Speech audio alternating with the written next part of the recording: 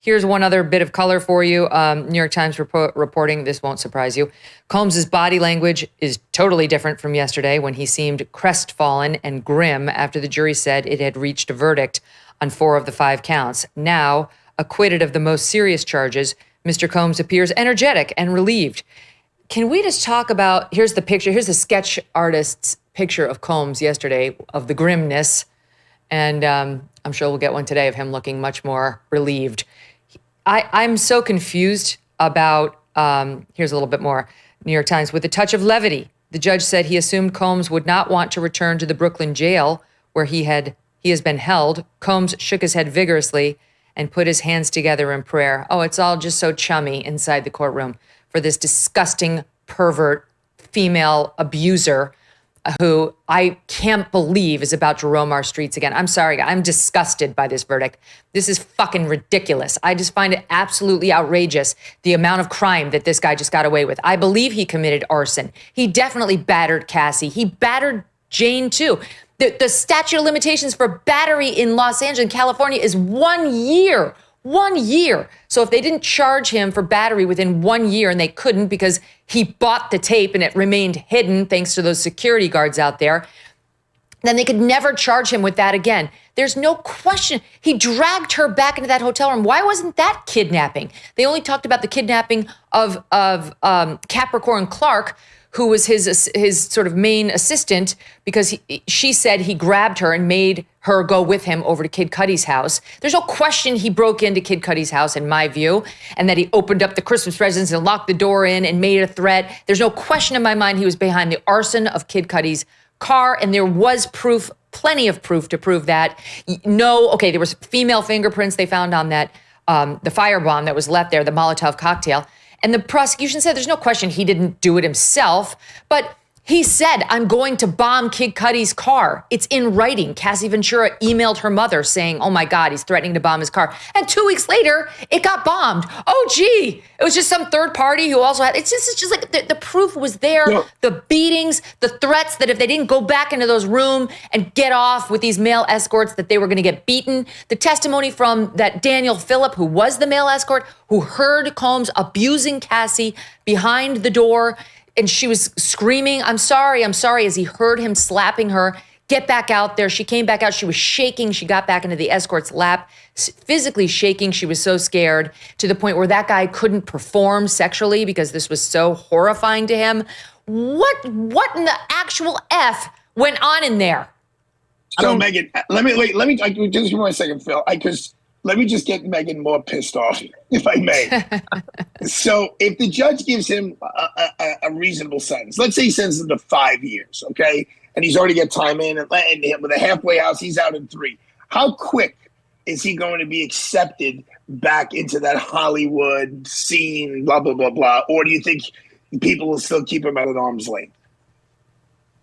I mean, look, I will make it my personal mission to maintain his humiliation in the minds of all Americans. There's no question he's fallen as this revered figure for a large portion of America, but he also has diehard fans who want to pretend this is a Johnny Depp situation, you know, where he was wrongfully accused, that's my own view, by somebody who was out to get him, who played the victim when in fact she was abusive. This is not that situation. This is not. Cassandra Ventura was an extremely sympathetic witness who was not some powerful, I'm gonna play Kid Cudi against Sean Combs. She was traumatized by this guy. She remains suicidal to this day, given all that was done to her. Listen to this. I almost don't even want to read these updates. New York Times, Sean Combs is now on his knees, his elbows on the chair where he was sitting, his head buried. He appeared to be praying. He started a round of applause, which was echoed by his family, who are jubilant. Yay, yay. We only have an abuser and solicitor of prostitutes in the family, not a sex trafficker. Sean Combs' supporters and family are now clapping and whistling for his legal team, who are all embracing each other. They actually did get a victory, and that's different. I mean, they should be hugging. Go ahead, Phil. The judge is allowing that kind of thing in the court. Yeah, I'm surprised about that also. Yeah, what's that about? Or maybe the judge is all that. There's no place in the courtroom for this because look, regardless of whether or not you agree or disagree with the verdict, there's a certain dignity and decorum that's that's appropriate for courtrooms. And in federal courts, judges are famous for enforcing it, oftentimes much more so than at the state level. But look, back to your whole thing. Well, this Megyn, is a Biden appointee, so who knows about the dignity required. Sorry, keep going. Back to your dismay with the jury's verdict. Look, juries are always wild cards. You got 12 people in there that come from different backgrounds, different walks of life. They have different political philosophies. They have different religious philosophies. They have their own biases, whether they say they can leave them outside the courtroom or not. They bring them in there and they analyze and they view things. And sometimes jurors are just stupid. Sometimes they're just dumb. Sometimes they're not capable of understanding the law or following the judge's instructions. So you factor all of that in there, and what you've got is a system where, guess what? After doing this almost 40 years, I have come to the conclusion that you cannot trust jurors to ever get it right, whether you're a prosecutor or whether you're a defense lawyer. Jurors and juries cannot be trusted to get it right. They get it wrong a lot. And that is what usually brings people to the bargaining table to come up with, plea deals like we have seen maybe in the Koberger case coming up today. But look, you just can't trust a jury ever to get to the right result. Sometimes they do, but a lot of times, unfortunately, they don't. And that cuts both ways for the prosecution and the defense.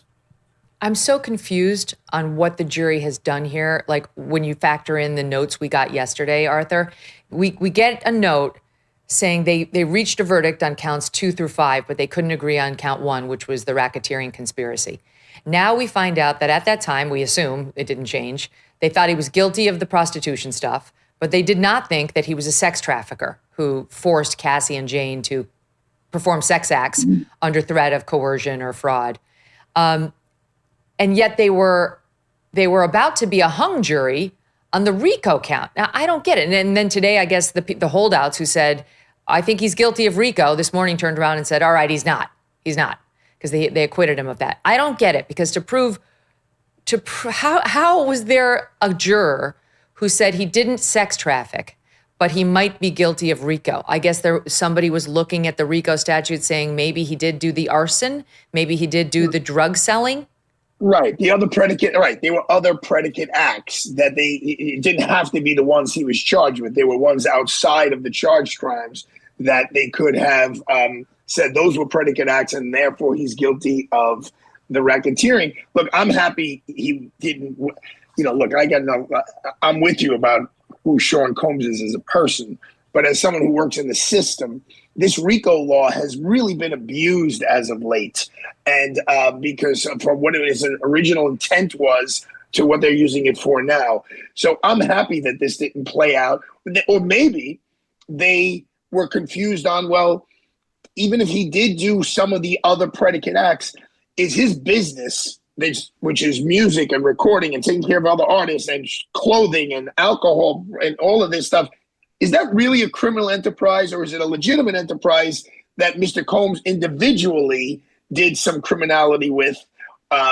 So it probably got a little confusing, a little mixed up. I'm happy. Maybe this will have a chilling effect on prosecutors across the country to just be throwing these RICO counts around where they are not really deserved. But Megyn, it also goes to, you never know what happens when a jury goes out overnight and they go home and they go to sleep and they think about it. And let's face it, the Sean Combs stuff is popping up all over everyone's phone, in the back of a cab.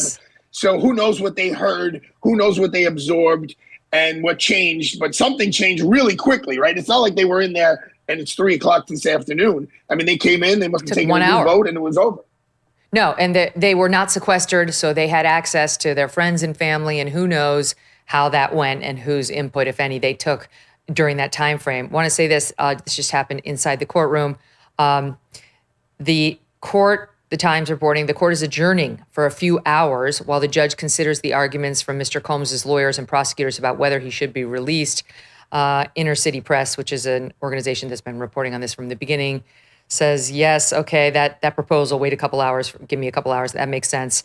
Mr. Combs does not want to go back to the detention center. He is shaking his head. So something about at 1 p.m. we'll convene and I'll let the parties know. So I'm not sure exactly whether he gives the decision at 1 or they're just going to reconvene at 1. Megyn, what's happening right now is a very young, inexperienced judge is now going in the Southern District of New York, where there are literally judges there appointed, I think, rolling back to George H.W. Bush. There's definitely a bunch of Clinton appointees, meaning people who have been on the bench for 35, 40 years. And he is going to have his 1 or 2 mentors, and he's going to their chambers or picking their brain somehow or another and saying, what do you think I should do not to embarrass myself? Because it always comes down to covering your own butt with these judges, in my opinion. And then that's how he's going to make it. He's not looking up any case law. There's no case law on this. It's his discretion. You know what the case law is? It's totally in his discretion. So he's going to go and ask Judge Lewis Kaplan, who was the one who tried the Trump case. He's going to go look at all these famous, the guy who just did the Menendez case, Judge Stein. Those are both in Clinton appointees. They've been around for decades. And he'll say, what do you think? What do you think? What do you think? And then he'll do whatever he thinks is in his best interest. Since President Trump was sworn in, his administration has made enormous progress at a breakneck pace. But don't forget, while they are moving mountains for the good of the nation, you've got your personal savings to worry about. And one of the best ways to look after your savings is through diversification, particularly with gold, like from Birch Gold Group. In the past 12 months, the value of gold has increased by 40%. And Birch was an advertiser on this show 12 months ago. If you had purchased then, you'd be 40% richer today. Now's the time. Central banks continue to bolster demand for gold by burying in record quantities. Global instability and tension is high, and Birch Gold makes owning physical gold so easy. Easily convert an existing IRA or 401k into a tax-sheltered IRA in physical gold, or buy some to store in your home safe. Just text MK to the number 989898, and Birch Gold is going to send you a free info kit on gold. Look into it, see if it's right for you. There's no obligation, just useful information to help you make a decision. With an A+ rating, with a Better Business Bureau, and tens of thousands of happy customers, take control of your savings today. Text MK to 989898.